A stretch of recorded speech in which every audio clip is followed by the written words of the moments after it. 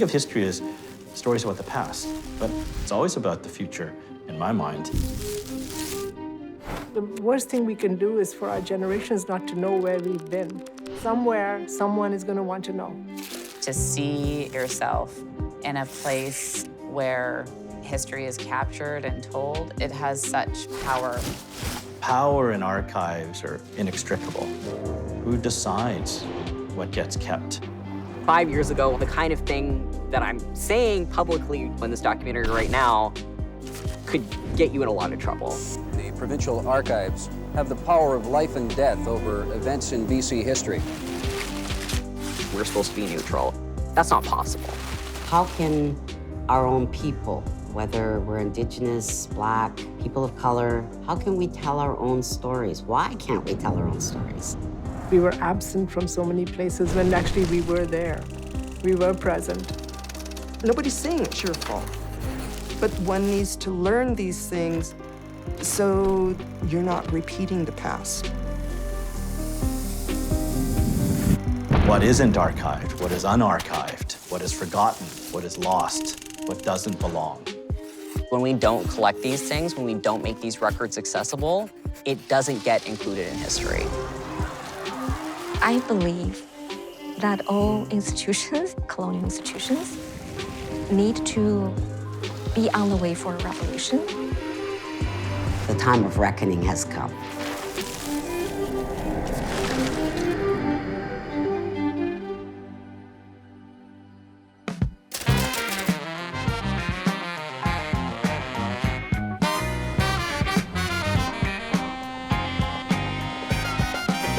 Taking a walk down to the bookstore on a lonely, boring day for me. Can't wait to see my latest boyfriend under the covers, waiting to be free. Green thumbtacks and a pair of scissors. I sweat real hard till way past 3. Covering everything but the bedroom window with pictures. My name is Ron Dutton. I manage the BC Gay and Lesbian Archives. Hot magazine, like hard to dream, where books are seen, like some real dream. My strategy was to collect everything. Oh, I love him so. I don't say, oh, that's a good story, I'll keep it, and that one isn't, so I won't. I keep everything. Wet t-shirt contests at Numbers Cabaret, trivia, and you think, who cares? In 50 years, is anyone going to care? Well, yeah. What I've found is that has been a smart thing to do. We all have presumptions, we all have assumptions, we all have limitations to our knowledge. None of us can ever yank ourselves completely out of the historical moment to be utterly neutral in what we collect. This is the poster collection. There's a remarkable difference between what posters looked like in the 1970s and what they look like today. So these are all poor people postering. Simple, simple. They didn't have a lot of money to spend.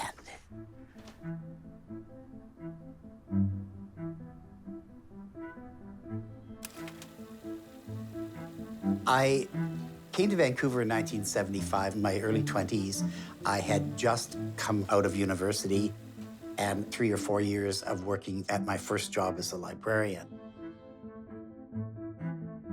I arrived in the big city for the first time, ready to let go. I wanted to get passionately involved with the politics of the time.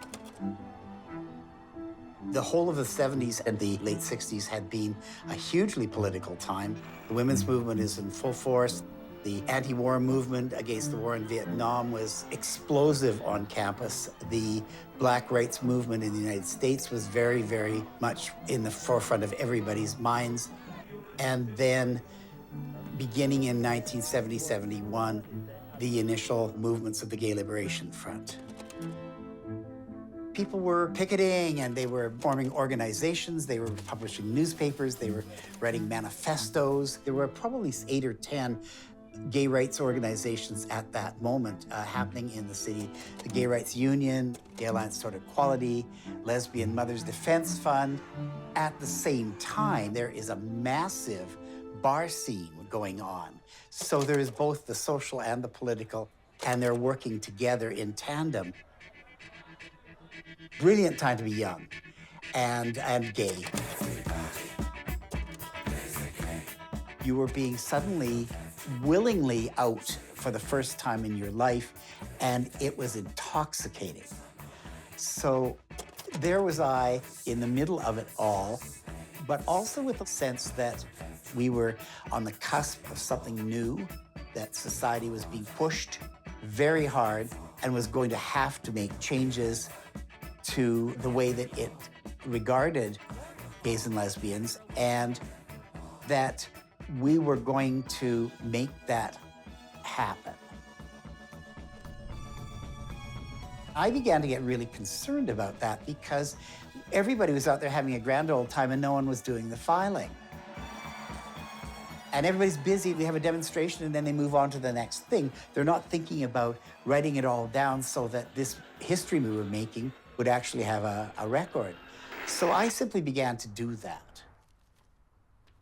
Every handout and brochure and newspaper article and poster that came to hand, tossing it in a box with a date on it. Very quickly, the box became 4 boxes and then 8 boxes, and I realized some sort of structure needed to be imposed on this material if it was going to be usable by anyone at a future date. So I began to do that.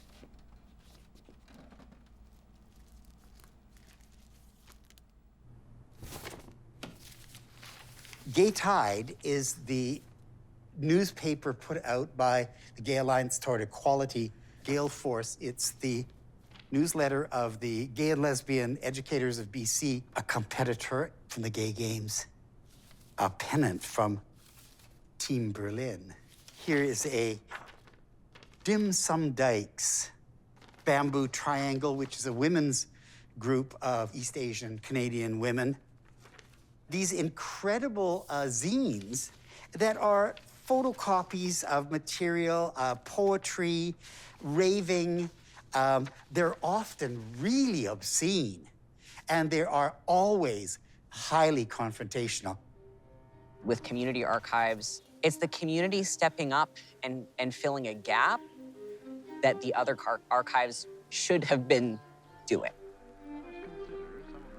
Most government archives are over 100 years old. Academic archives are usually at least 50 years old. So because we have this really old legacy, you're dealing with predecessors who were, in almost all cases, racist, homophobic, transphobic, ableist, really like every kind of prejudice that you can have. So as a result, you're not seeing communities that have been historically oppressed represented in most archives. Community archives do this tremendously valuable service of starting those grassroots archives.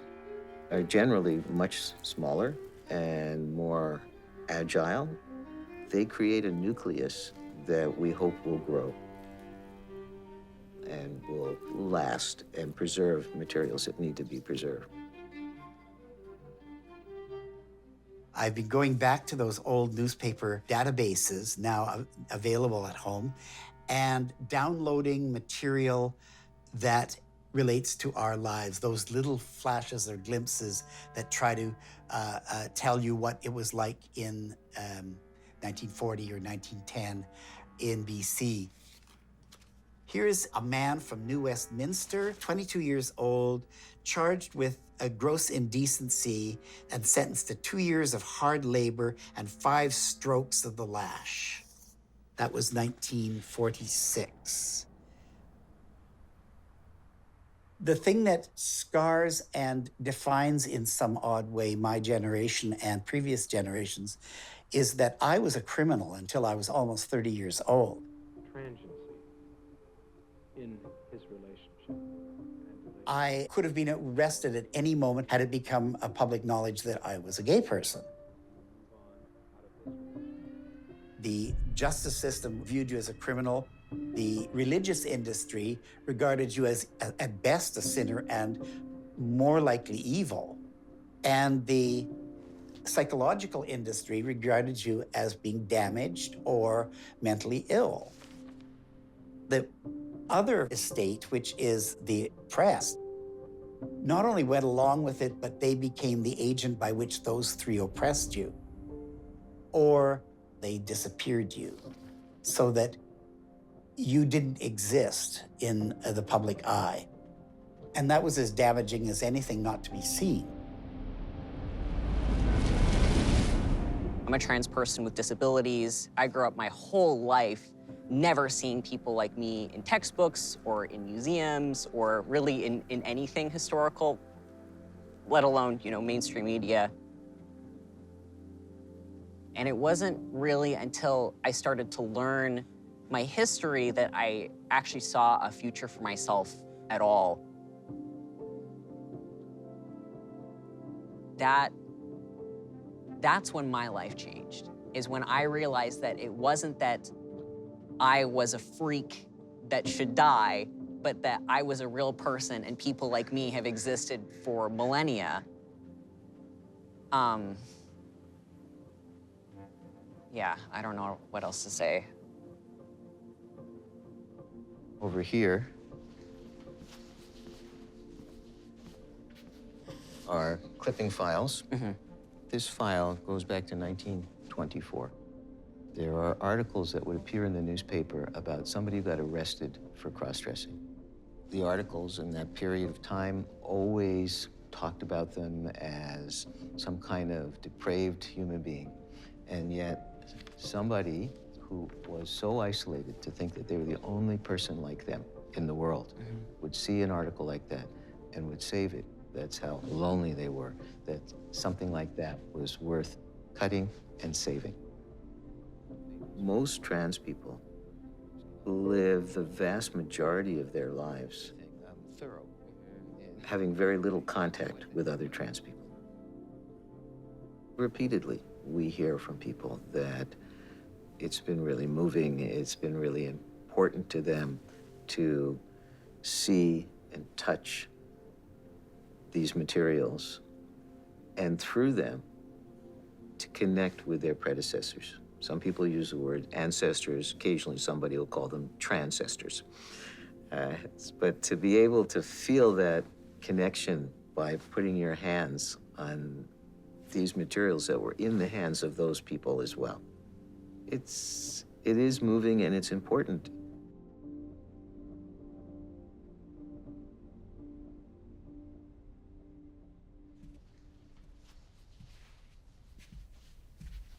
See, this one I find actually really interesting because trans people have always had, obviously, a very antagonistic relationship with the cops.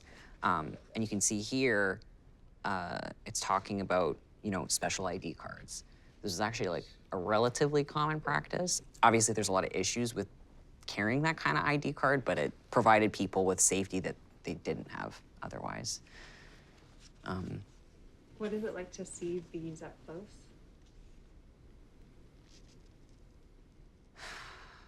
Like emotional. Like it feels, often I feel that I have more of like a connection, like a true like spiritual connection with my trans ancestors than I do with like my actual biological ancestors. Like I don't think I would feel the same way looking at like my own family papers. Aaron and the Trans Archives is actually like why I went to grad school at all. I was looking basically at what careers are even available to us. And I mean, obviously things have changed in the 7 years since I came out, but even 7 years ago, it was pretty daunting to try and find any kind of field that wasn't like actively hostile to trans people. And so when I was, really trying to find anything, trying to find, any kind of information on, what trans people were doing, what kind of fields they were working in and stuff, that's how I found out about, the Trans Archives and Aaron. I knew I needed to learn some kind of new skill. And the fact that this place existed where, our history was actually prioritized, really, was one of the impetuses for me to go to grad school and study to be an archivist. So being here was obviously really emotional. Meeting Aaron, who has been a hero of mine, was really emotional because it's kind of like I've sort of finally come full circle from being just like this kid in Toronto with like, I don't know, nothing, I guess. Community archives are inherently unstable because they're volunteer run and they don't have the funding. The Transgender Archives is part of the University of Victoria Libraries. University of Victoria is an institution. We have all the resources of the University of Victoria supporting us, and that's considerable. We try to have one foot in each world. Many of the people that donated collections here kept things that were lifelines for them at the time. Nicely done. People were concerned that after their death, someone else would come in, see what they had, and they would think, well, nobody would care about this junk. This is garbage, and throw it away. And in fact, that did happen. And so people started to put their collections here because they felt like this is a safe place. This place will be here 50 years from now, 100 years from now. Community archives, there are some who have lasted quite a few years. I hope that they continue to last a long time. But there have been many over the years that have folded. And there are those that exist, but every year we're not sure if we'll be able to continue to exist. And so the collections are precarious. What's going to happen to those collections?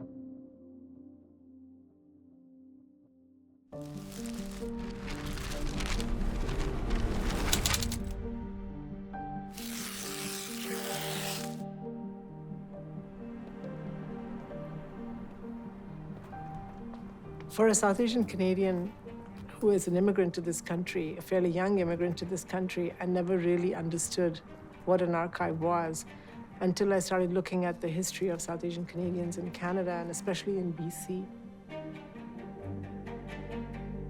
I started to find, large gaps in our history, whether it was through designed erasure or through omission or just through neglect. I found that there was large pieces of our history that were either not included or had just been forgotten. We were everywhere in BC. We were in small towns, we were in big cities, we were in institutions, we were working, we had children, we went to hospitals, but we were seen nowhere. But I'm an optimist, so I don't sit and wait for someone else to do this work. We just start. My name is Satwinder Bains, and I'm the director of the South Asian Studies Institute at the University of the Fraser Valley, and I manage the South Asian Canadian Legacy Project. I've been in Canada since 1975, and I've been through many iterations of my own identity.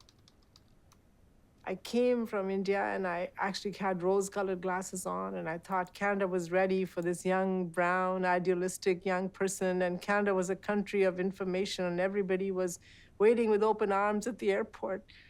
It was a rude awakening that was not the case. I wanted society to see me as a holistic human, as a person with gifts, as a person with values, and I got pegged into a little square. I was seen as either a Hindu or an East Indian, terms I wasn't accustomed to. My terms were also racial slurs that were thrown at me. So I inured myself from some of that racism that I faced as a young girl. I had to find inside me a deep well of love, self-love, so that the racism that I felt wouldn't affect me to the point that I would harm myself. So finding your role in society takes time. To become a South Asian Canadian, where I believe My identity is important as a South Asian, but I'm as Canadian as anybody else. But my South Asianness also informs who I am. And it is a beautiful information that I carry with me that I don't want to give up. We are over 100 years in this country. But it's a moment right now where people are reflecting back and saying, wow, that was important. Not just the Komagata Maru, not just the big events, but the daily occurrences are important. Our position as minorities, our position as marginalized people, our position as settlers, displacing First Nations peoples as well. And this is all very new. I felt that the South Asian Canadian Legacy Project would be that vehicle that would allow me to record something. Prior to this, it was an isolatory work. I was doing it by myself. But to include more people, to put the message out to the community that we're coming, we want to listen to your stories. That legacy part is really critical. And unfortunately for us, we haven't had that legacy for a long time. That's amazing that she has all the names. Yeah. When we don't collect these things, when we don't make these records accessible, it doesn't get included in history. I worked for 2 LGBT community archives before coming to SASE, and that's really what fueled my passion, but also my ethic when it comes to archives. And so I was really excited to work on the South Asian Canadian Digital Archive because it was an opportunity for me to do the kind of work that I entered the field to do, which was to make sure that marginalized people's histories aren't, erased. Simple lifetime stories of our everyday existence prove to us as Canadians that we built this country as well. Even as settlers, we came in, we lived in small communities, and we built homes, and we belonged. Those simple, everyday, normal stories are not afforded to us.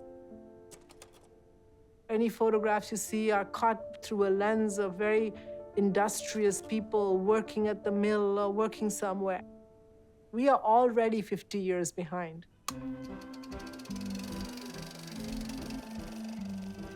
Mayo Singh, and I believe it was 35 shareholders, bought this land in Paldi on Vancouver Island and established Mayo Siding, which was a mill, and it was very, very successful. But what made Paldi different was that Mayo Singh was South Asian.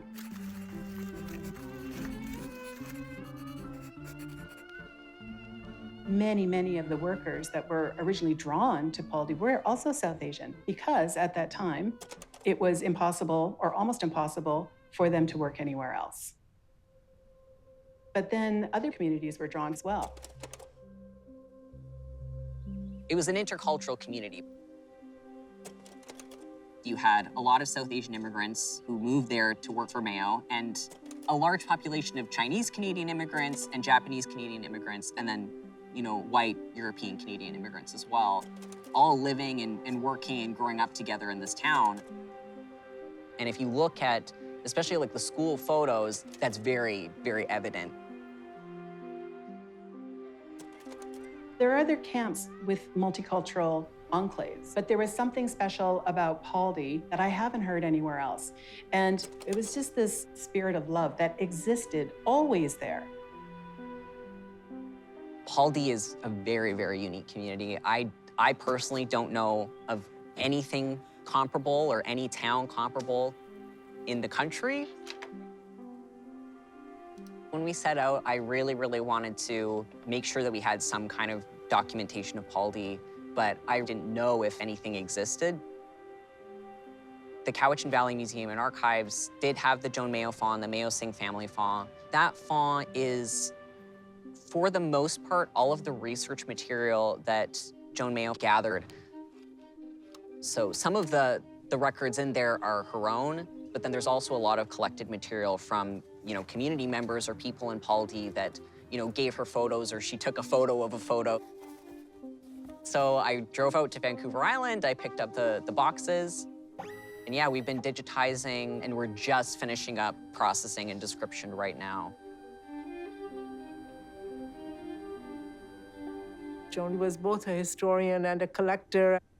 She married into a South Asian Canadian family, and then she adopted that family as her own.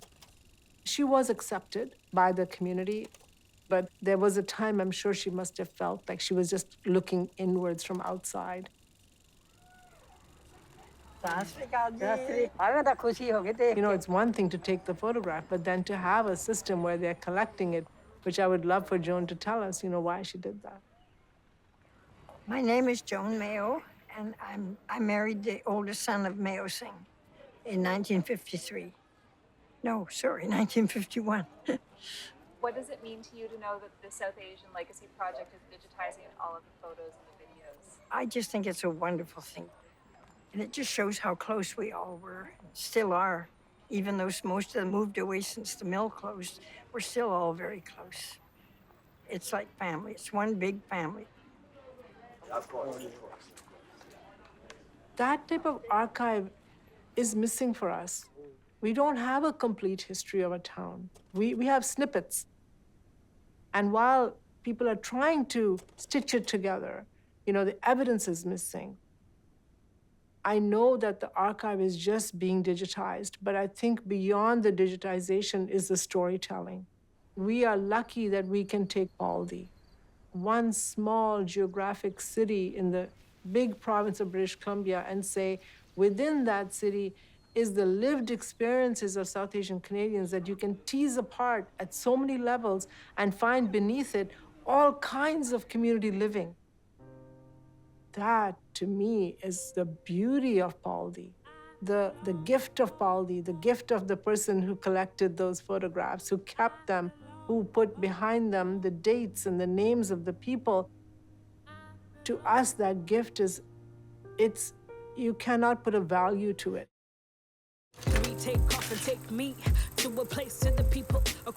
While Baldy's history is really known for the mill, the archive tells a different story. The archive tells a story of men and women involved in play and labor and home and tradition and events and marriages and births and deaths, how school kids went together and the moms got to talk to each other and learn each other's food, and there was conversation going on even if they didn't understand each other. And it became this microcosm of Canadian society. So let's go, let's go, let's go, let's go home.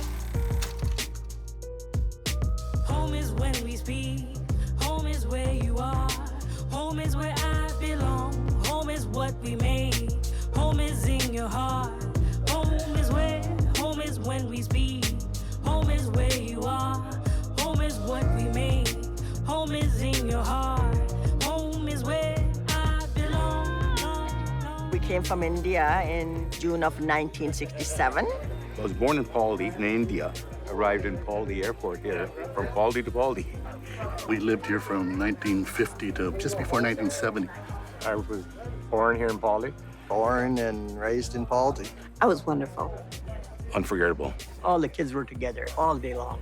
We hung out as much as we could from morning till dark. We had a nice little group hall, and we had community activities. We were young, everybody knew everybody. We didn't feel like we came from India and were new here. It was just like we were part of one big family. A lot of us are still very, very close, very good friends. We played together, worked together, cried together, laughed together. This was our playground. This is the temple that I got married in. East Indian, Japanese, Chinese, Ukrainian, Scottish, English. We thought this is how the world is. Nobody's ever forgotten, I don't think, what they experienced here. Everybody wants that remembered. So our children can see it, and our grandchildren can see it, and their grandchildren. I'd like people to realize that this little town was a legacy. And that everybody should get a chance, like we did, to grow up in a place like this. Home is where I belong, home is you, my friend. Home is in the song, you listening to home.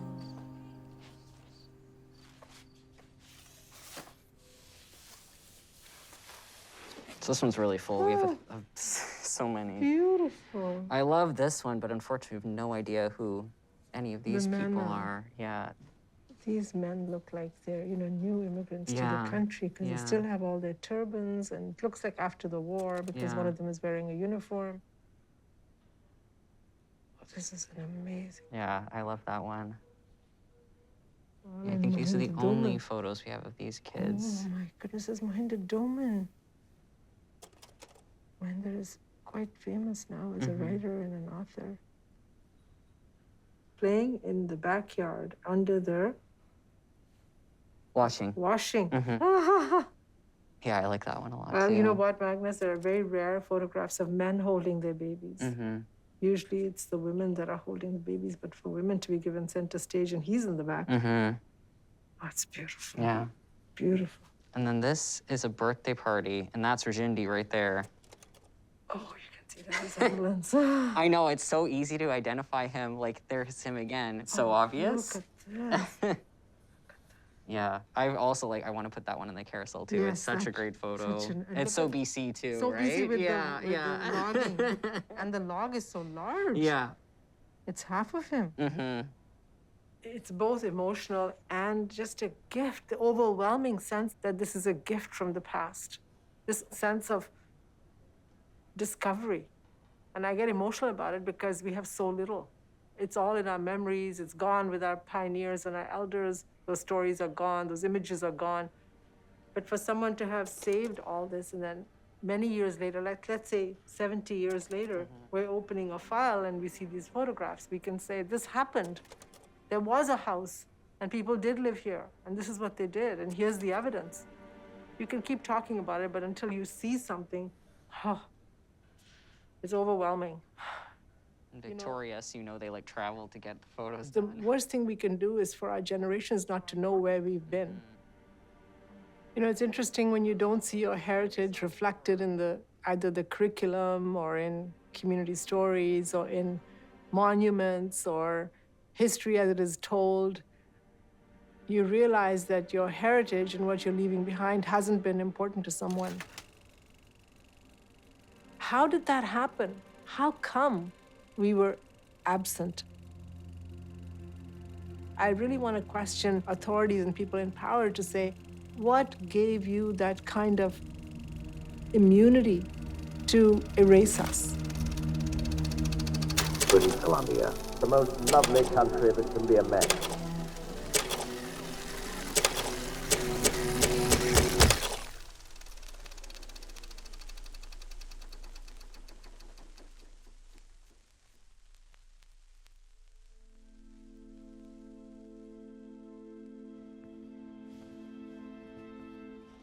I am third-generation Canadian. I am tied to Vancouver Island because my father was born in Cumberland. My grandfather, Lumnit Pun, he was a head taxpayer, and he came in 1890. When I teach, I talk about my name and how people make judgments by how they know you. So if I say Imogene Lim, they're more likely to think, maybe born in Canada. But if I said my Chinese name, Lam Mochan, they would immediately say I'm a foreigner. And that's part of the larger issue about being Asian in Canada, that being constantly identified as being the perpetual foreigner. A shocking new survey shows just how prominent anti-Asian racism is in our country. One of the most difficult things for me, places like Canada, is that exclusion was successful. And people seem to be unwelcome latecomers. But that's an acceptance of my story, the success of exclusion. It's because of you, Chinese people. Says the unidentified woman in this video. That normal Canada, the Canada that they are disturbing, is a white Canada. Get out of my face! I'm Canadian. Scapegoating Asians, blaming Asians, that has had a long, enduring life in Canada.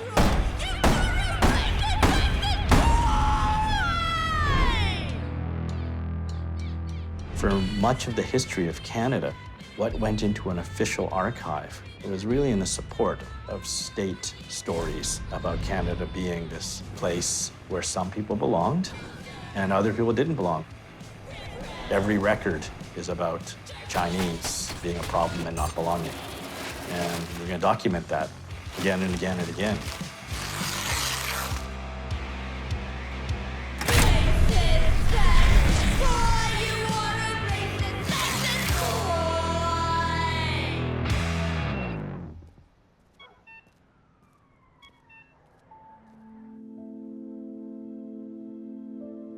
We had laws on the books for most of our history that basically put the power of the state behind white supremacy.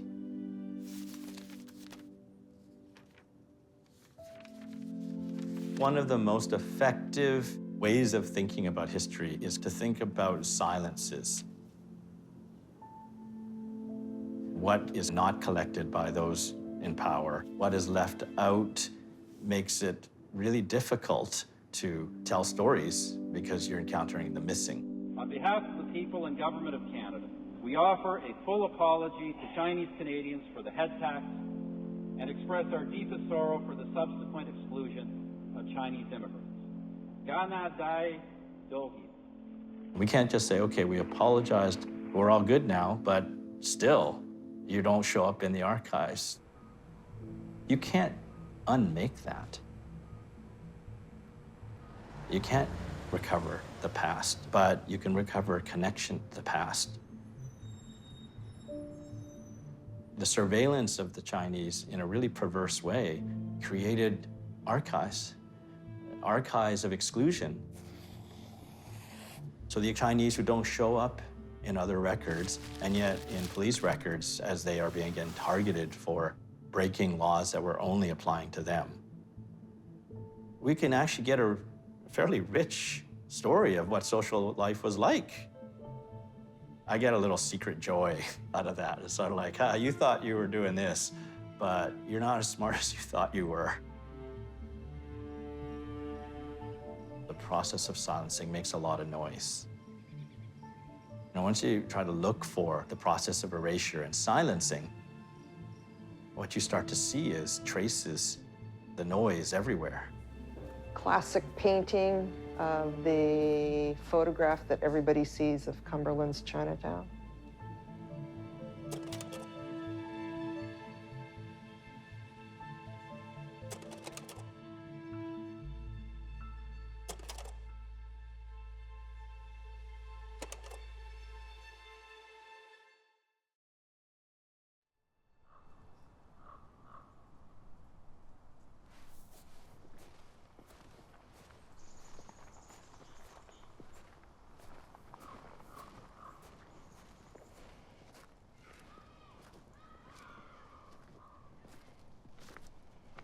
So this would be the two main roadways, and so you've got the fire hydrant, and that's always people's like, oh, did you see the fire hydrant? So it's a marker point between the two roads, the upper road, the lower road.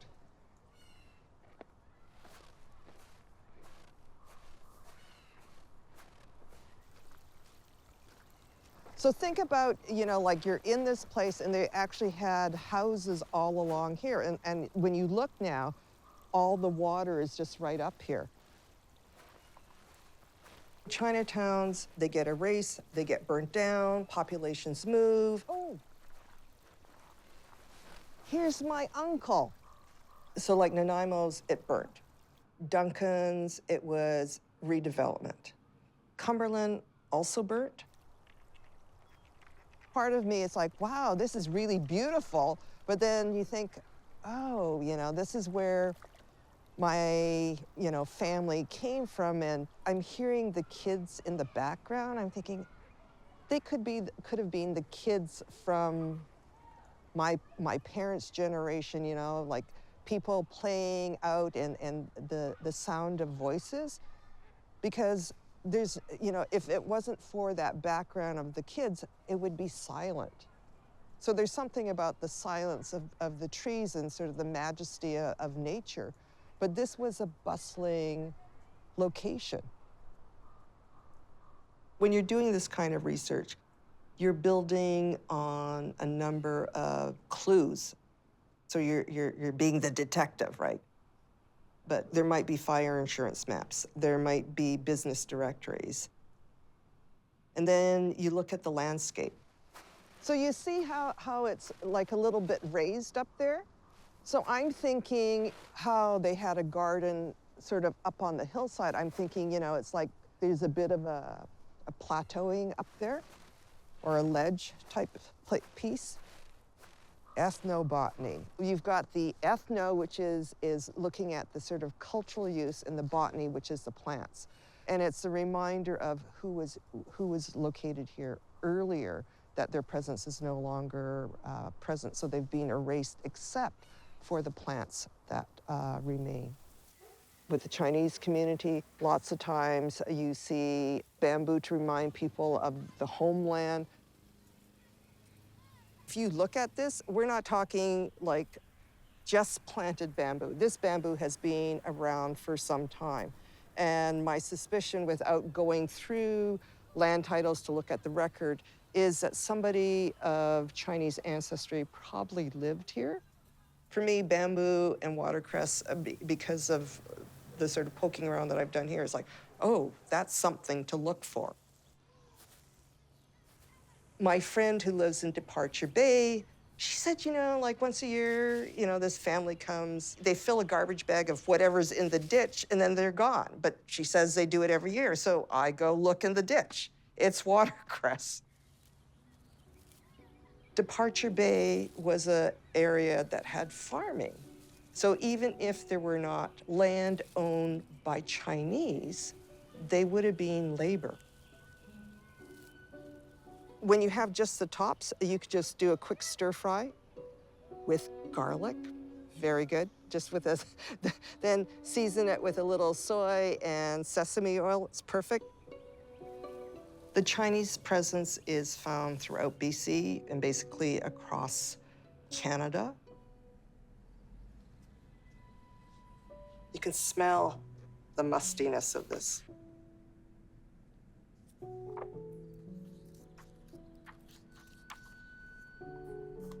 So this says place names of British Columbia.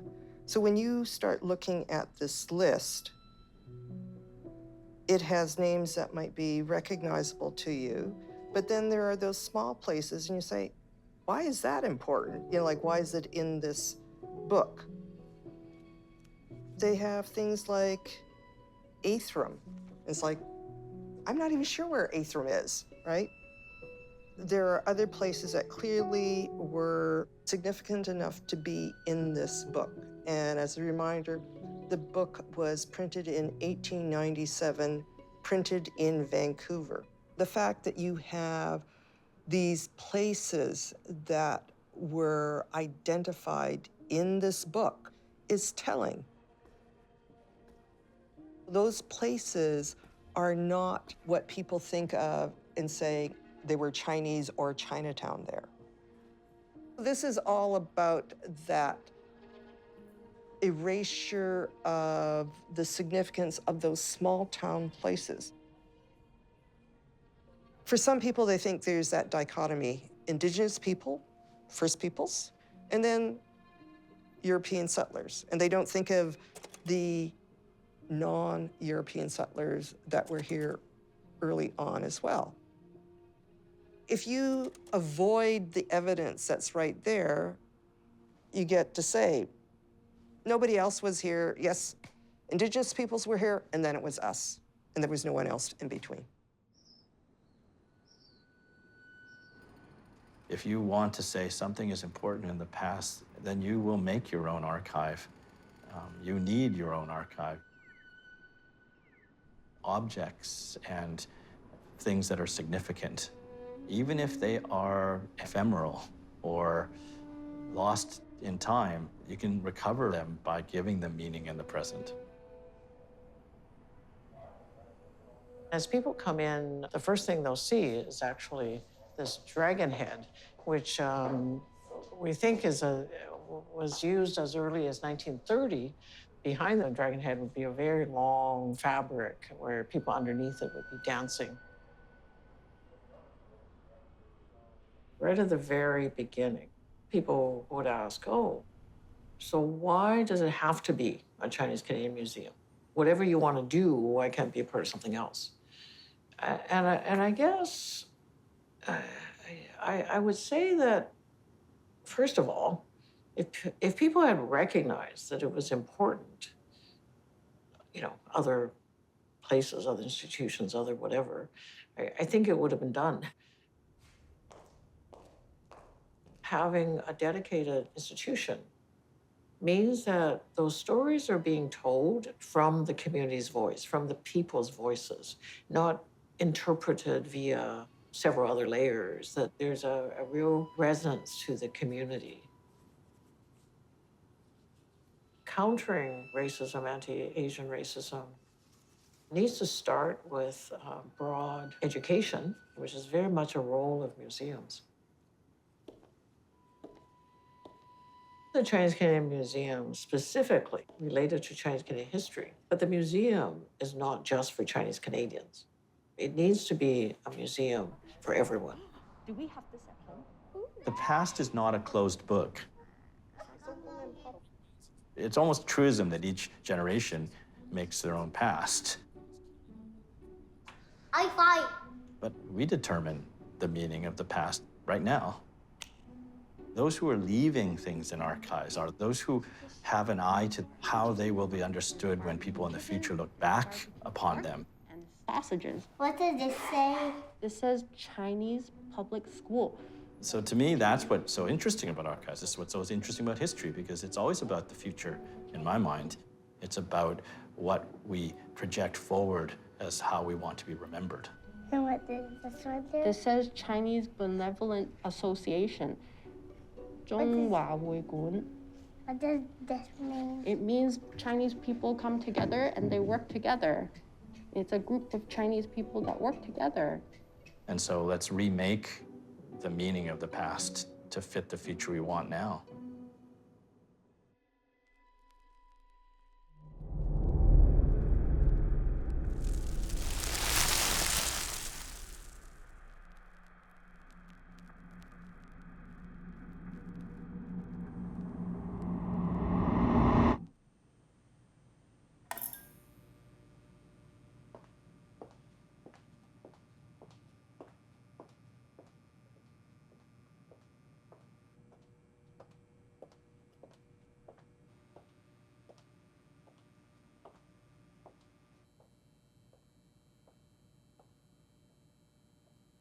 This vault's about 11,000 square feet. This quadrant is a mix of various kinds of special media, including a lot of our photographic prints, a lot of oversized prints. We're the final home for any records of permanent value from the city, but we complement those records with records from organizations and individuals, from families, and from collectors like Ron. Can you walk us through what it was like to decide to put your archive in a government institution? It was wrenching, to be honest with you. I have been thumping this tub for 30 years, so there's a lot of people in the community who must be wondering what Ron is thinking. And that tub was this: these are our stories. We have to control the narrative. We have to be the ones who decide what our lives mean. Looking through a series of old pics of drag queens, the city hoped to help identify some of the many unknown faces in a new gay and lesbian archive they've established. Our history as a community, as a minority community, has been heavily underdocumented by historians. Ron was quite famous in the community because of his collection. He was the person we would send researchers to if they had any questions about the gay and lesbian community in Vancouver. We didn't have a lot of the LGBTQ2+ community documented. Nothing as substantial or as far-ranging, as broad as the BCGLA collection.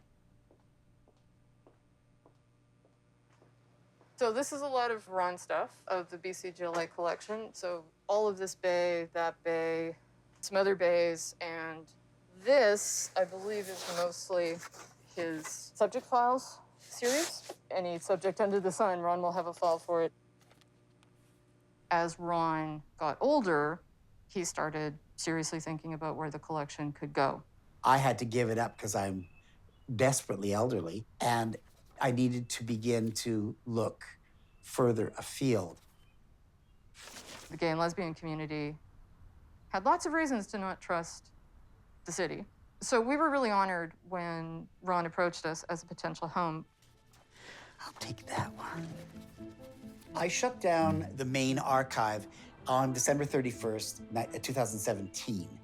And we arranged a day, and within a matter of 2 or 3 hours, they stripped my apartment.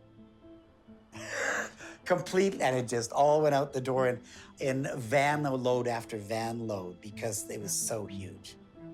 I'd gotten so used to it that I'd forgotten how very large it really was.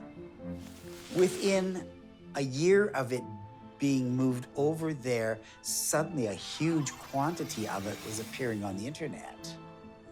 Something I could never have done. I'm eternally grateful to them. They are my friends. They are friends of our community. My own thoughts about this process of archiving were that while the politics was important and the changes of law were important and the changes in the social fabric mattered, there was a larger story there, which is about people and how they live, how they struggle through their daily lives, how they managed in times that were much more toxic than the world we were in at that point. And it hadn't ground them up. I wanted to tell their story. I wanted their struggle to be heard and understood and honored. That became the real mission, to honor the voices that weren't going to be heard otherwise.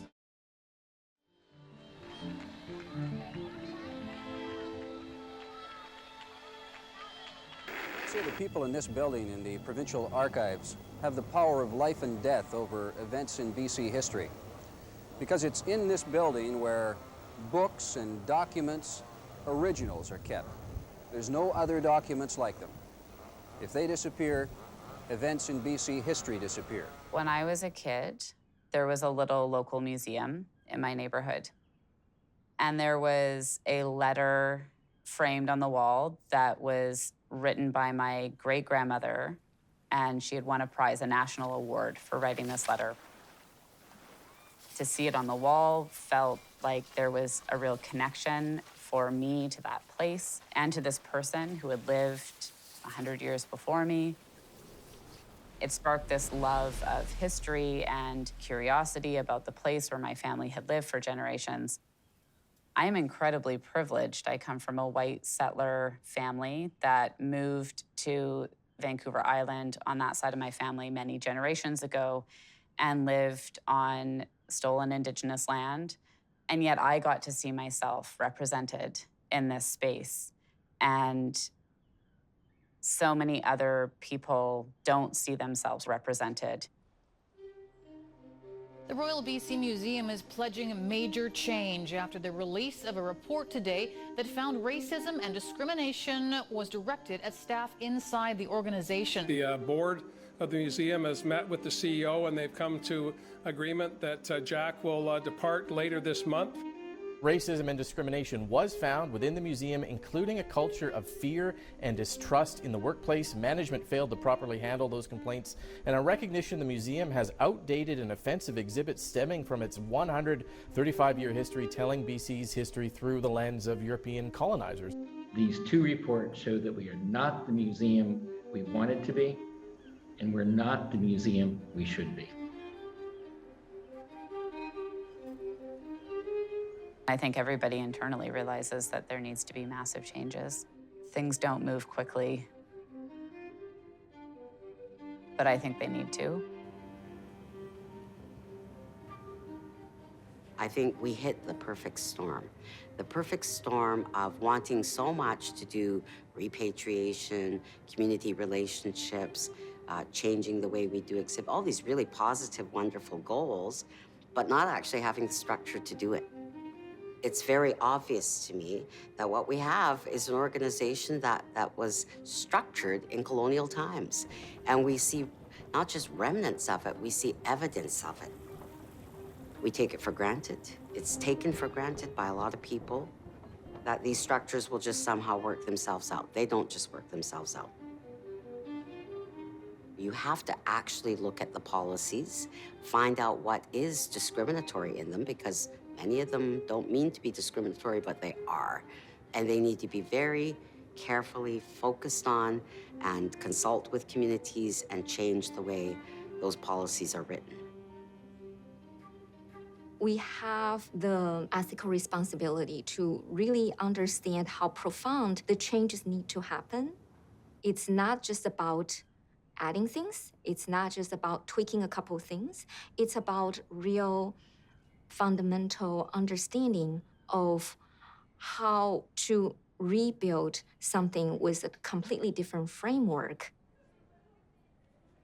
I believe that all institutions, especially those who have recognized that they are colonial institutions, need to be on the way for a revolution.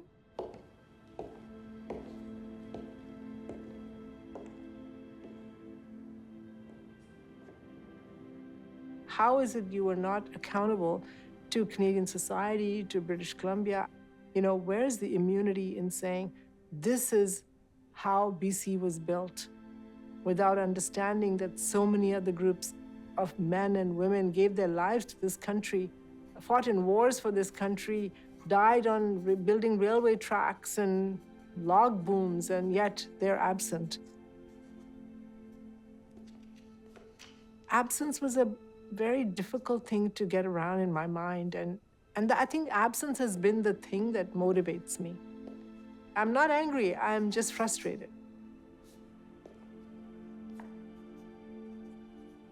We did an intervention at the Royal BC Museum, and I remember walking through, and we were given sticky notes and pieces of paper where we could intervene in terms of the historical trajectory of how they had shown British Columbia, and to say, we were here, and we were also here, but we are not reflected. It's almost like our presence was nowhere to be seen. I'm so proud of that intervention, because previously I'd never really imagined that my history could be present here.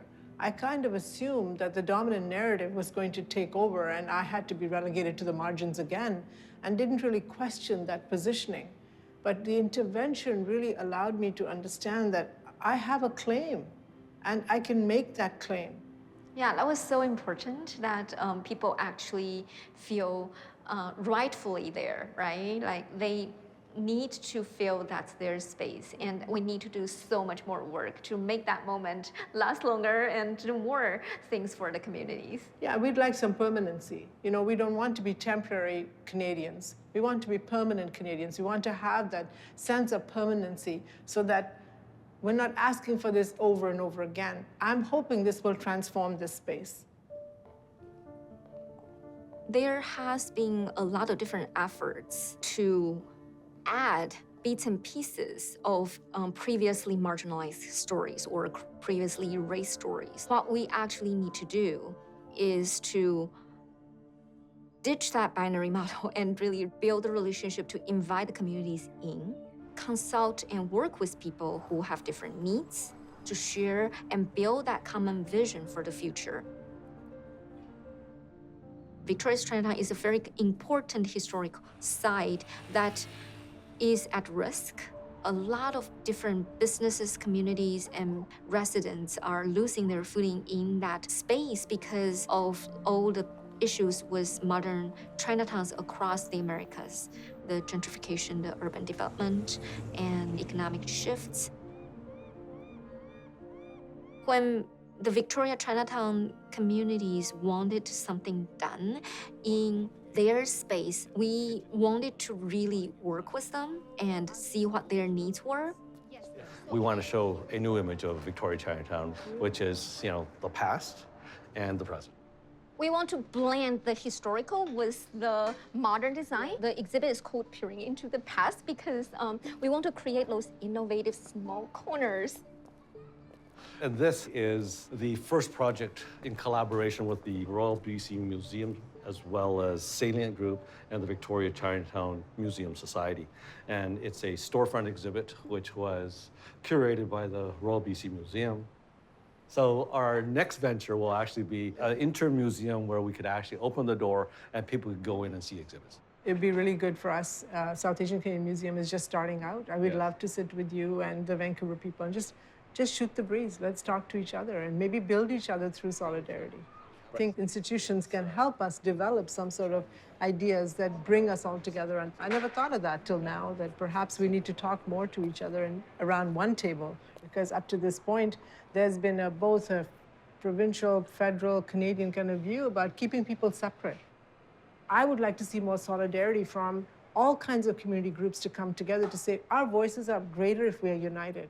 I think let's record this as well. Let's put this in. There is a systemic and system-wide failure, I believe, in Canada to really be inclusive. The status quo is very entrenched and embedded in our communities.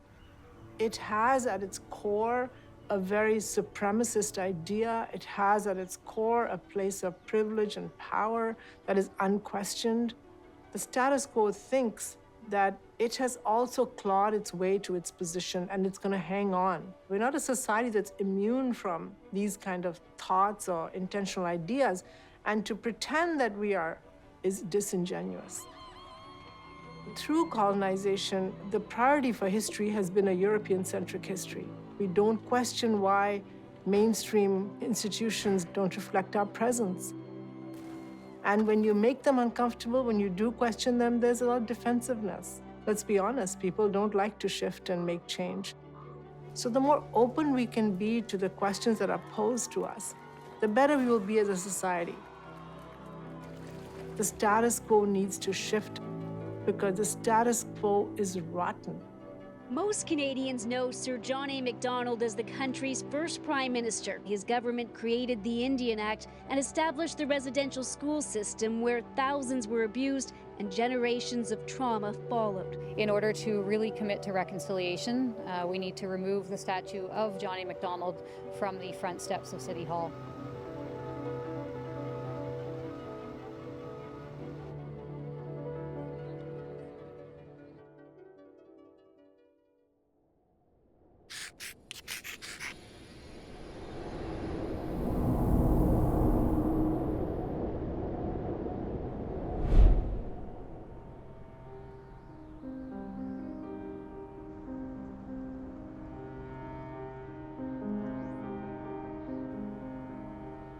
History to me means a connection to the past. As a people, we always love telling stories. We're very much storytellers. That's just kind of how we share some of the history and some of the knowledge that we have.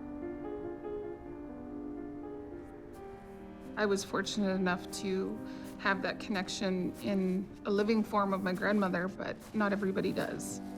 And so sometimes knowing one's history is extremely difficult.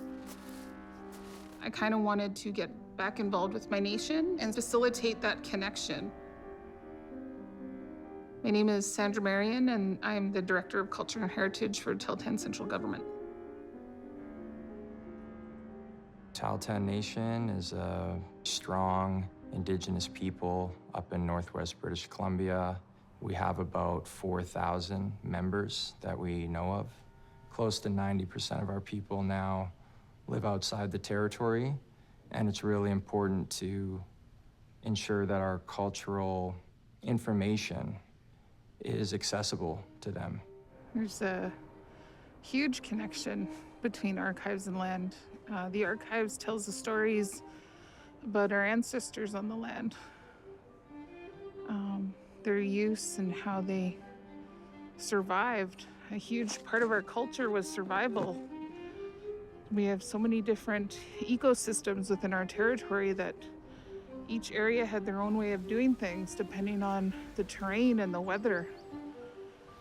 And those stories that are recorded, they're important so that we understand how to use the land in different areas. So those stories need to be kept safe and preserved.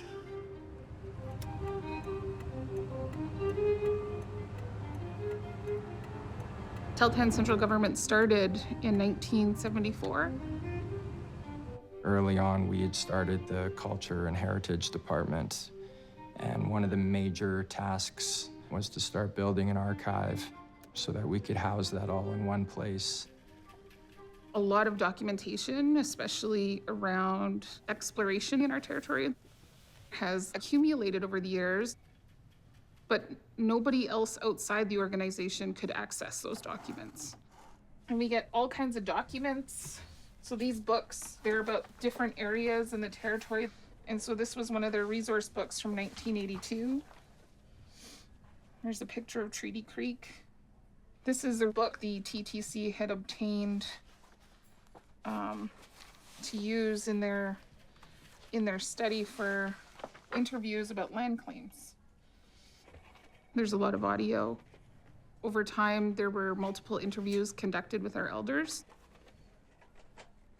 During the fires of 2018, everybody realized, these documents are precious, so we wanted to organize and preserve to help support Teltan identity and kind of reinvigorate it.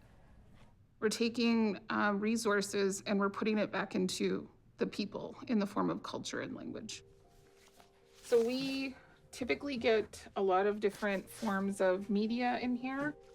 We get cassette tapes with or without cases. Recently, one of our members, she had found some footage in her uncle's basement and brought it to me and said, hey, I would like to donate this. And this is where we have VHS, we have mini digital videos. We didn't have time to go through it properly right away. And probably 3 or 4 weeks ago, our multimedia director sent me a clip, and it was 27 minutes of my grandmother working on moose hide. We've never videotaped her as a family, and she passed in April 2020. And so to have her working on moose hide is incredible. Scraper's blade. You what? That's what you call it. It was just, I was blown away. The VHS actually has no title on it, so nobody knew what was on there until we digitized it and pulled it up. I was actually having a pretty rough morning, and so when I seen that, I was like, okay, Grandma, message received. This is what we're trying to recreate for our membership, is these moments. If there's information out there about your nation, about your family, anything to do with your identity as an Indigenous individual, you were supposed to have unaltered access to that information. And you're supposed to be able to bring it home. And with respect to what we want from the RBCM and BC Archives, we need to go through formal channels. Those formal channels haven't caught up with existing legislation or changes to legislation that have happened in the past couple of years.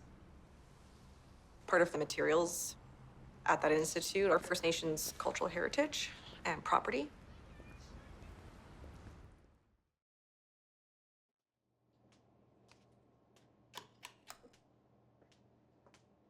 One of the biggest concerns about working in this field today is recognizing that the work that we do causes real harm and trying to find a way to mitigate that and to fix that, to ensure that not only do we not make those mistakes going forward, but to try and actually repair what was done in the past. I think it must just be down a couple bays. We're not anywhere near there yet. And a big part of it is engagement with communities that have the knowledge, never assuming that we know what's best or what the answer is. So this is the A.J. Stone album.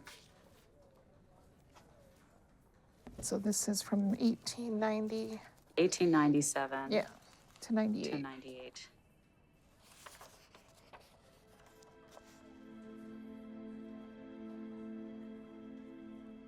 Like the near Spetsiesi.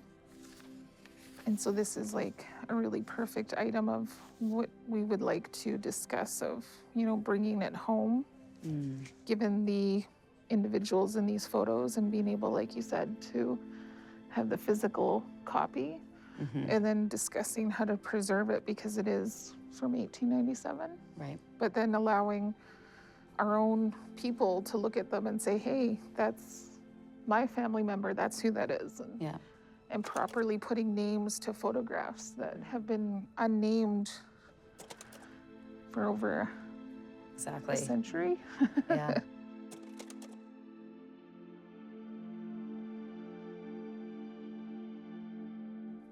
These photos are all online, and our people have said, you know, that's my family member.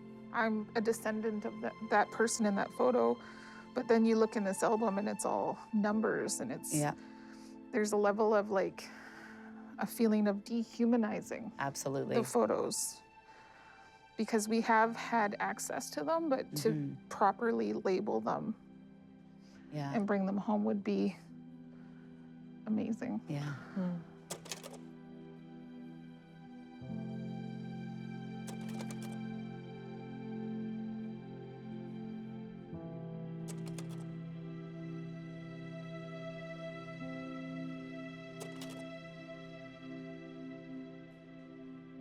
This is Teltan before the bridge. There's markings in the cliffs. Look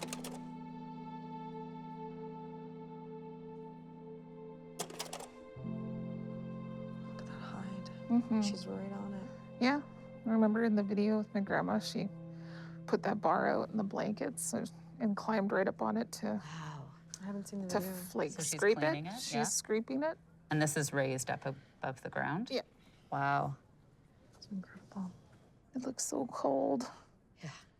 The amount of stories that would come out of these photos from our people would be amazing. So when we've been in conversation about repatriating material from the archive, our conversations have landed on the shared stewardship model. So we haven't actually repatriated the items, but this is new water for us. This is something that we haven't done. We're testing the waters, but something we'd be eager to enter into conversation with you about. So for the Teltan specific archive, it'll be a huge asset in the sense of you can come home and you can physically look at these photos that involve your family and your territory. We talk about incentivizing our members to want to come home. Having things like this would be huge, because then they can come home and they can look at their history and they can physically touch tangible items of their own history. And I think there's an underestimation in the power of that. Whereas now we have to come to Victoria. And so being able to do that while on your own territory, it's huge.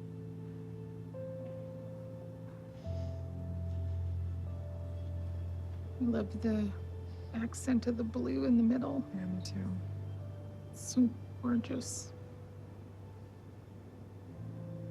They belong at home. They belong at home, and our people need to see them, and they need to work to remember. And it's just seeing pieces like this to connect to those pieces of today and to know that even though this is here, it wasn't lost. This artifact should come home though. This item from home should come home. Photographs of men and women who helped. An institutional archive is governed by a lot of different protocols that come from a top-down view of narratives, that come from older European traditions, they come from colonial traditions. And not to say that all community archives don't do that. Collecting objects is, by nature, a fairly colonial thing to do. But the advantage of a community archive is it really is not beholden to those necessarily. It can be flexible. Grunt Gallery is an artist-run center in the Canadian model here in Vancouver, unceded Coast Salish territories. We have kept an archive of the programming history of this space in one form or another since the beginning. See, we don't keep artworks as in the physical work here. A lot of times we're talking about photo and video documentation. Hello. Hi there, welcome to Grunt. My name's Dan, I'm the archives manager here. Very nice to meet both of you. Glad to have you here. Come on in, take a look. So this is the office, and as well as our archive. The Grunt's been around since 1984, so we have a pretty extensive archive of all our programming over the years and exhibitions, performances, events, publications. And the video I have to show to you today can give you a little background. There's a Mi'kmaq artist named Mike McDonald who passed in 2006, but his tapes are held by an artist-run center called V-Tape in Toronto. Okay. And so I took copies of them out here as a sort of backup and to kind of connect some of his work with the space that he spent a lot of time in. I'll just bring up this video for you. You remember the first year you come in the country, you know? What year was that? 1914 in spring. 1914. In the spring in April we hit the Wow. Chesney. Is that right? You know, I was born in 1908. You were April. small. I was small, yeah. I remember, you know, just like dream there, you know. The strange people come in the country, you know, you kind of know the difference, you know, in the people there. I could remember it just like dream, you know. He was one of the 4 or 5 men that started TCG, Teltan Central Government. So I'm gonna ask the hard question. How do we get a copy? Because I can tell you right now, there's 2 very large families back home who would love this tape. No doubt, no doubt. Absolutely love it. I'm related to Eva through my grandfather. Oh, wow. She was huge in re-recording our songs, keeping the dancing going. All the tape we have now for that time is all audio. There's no visual at all. So this would be like the cherry on top. A missing link kind of for that stuff. Because I don't think anybody even knows this exists. Yeah, I think that's a great opportunity. Like, our approach here is really just about caring for artists' work and stewarding the material. I'm not really into archival gatekeeping or any sort of way that we're like possessing. And in this case, it's even a degree removed from that because we're essentially just holding a copy of it. Yeah. I mean, I would want to honor the commitments on Mike's family's behalf and V-Tape and the agreements that they've made. But I think it's definitely a conversation with them out there. But the way I see it, there's... Do you have a direct contact that you might be able to introduce us to? Definitely, yeah, definitely. I met Frank when he was 1939. I think it's really hard to think that we can watch this and not walk away with a copy and just hope that we have one. Yeah, like I would feel comfortable giving you like a copy of this if you have a drive, or we transfer it to you or whatever. Like.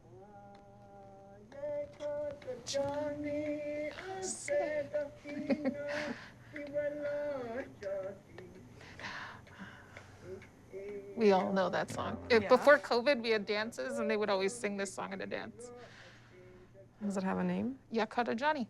Kata Johnny.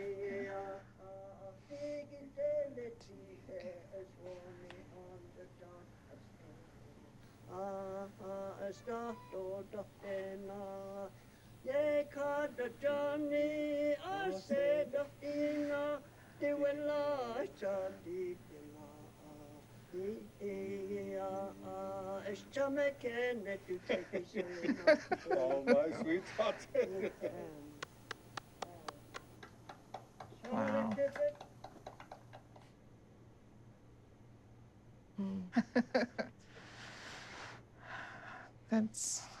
Thank you so much. Yeah, for sure. I always talk about timing and how timing affects me in this job because it's always like slaps me in the face when things like this happen. Like you going over there and doing that work and then bringing it back and then us meeting you and just how all of that lines up. Like it's pretty amazing. The things that have to happen in order to get to where you are in this moment. We could have easily missed each other, but that's not how it worked out. Or you could have easily missed the tape. That's true. And picked something else. Like that's true. There's always these other forces in the back that just, I don't know. I believe in it, so. I believe in it. Through this work, things keep coming to us. I feel like there's this gravitational pull in some sort of like the force. It's this concept of ghost dancing and that we will start to bring things back to our people when our ancestors start coming back to us. And so having these tapes coming to us rather than us going looking for it just signifies, you know, you're in the right place at the right time and you're doing the work that needs to be done.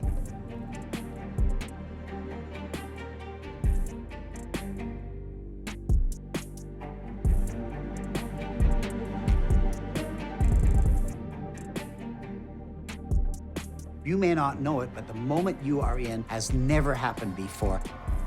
It is an incredibly fertile moment to be alive, and we need to know what that feels like.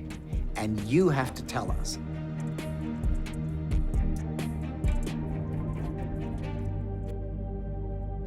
There is definitely an understanding that we're in a time of massive change. The institutional understanding is catching up to what people on the ground have been doing for years. I felt really fortunate to be at this time, but I also find the task very daunting. It's only possible if we actually build a relationship, build a trust to figure out how we can reimagine our cultural spaces.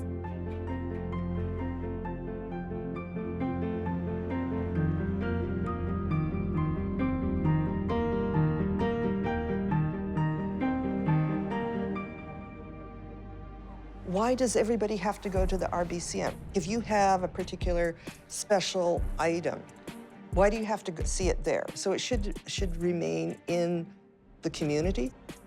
It's a process that's going to actually take active remediation because we value inclusion. We think we should create a society where people belong.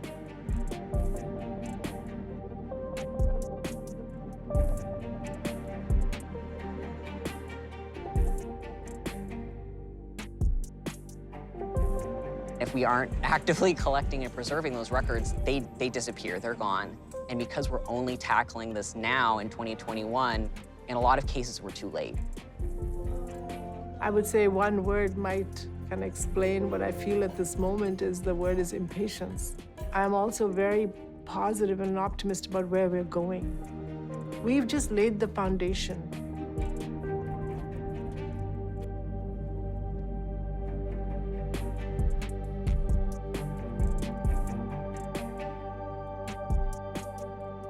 British Columbia and Canada are a work in progress as far as I'm concerned. We didn't hit the end at any point. I'm not even sure we're at the middle point yet.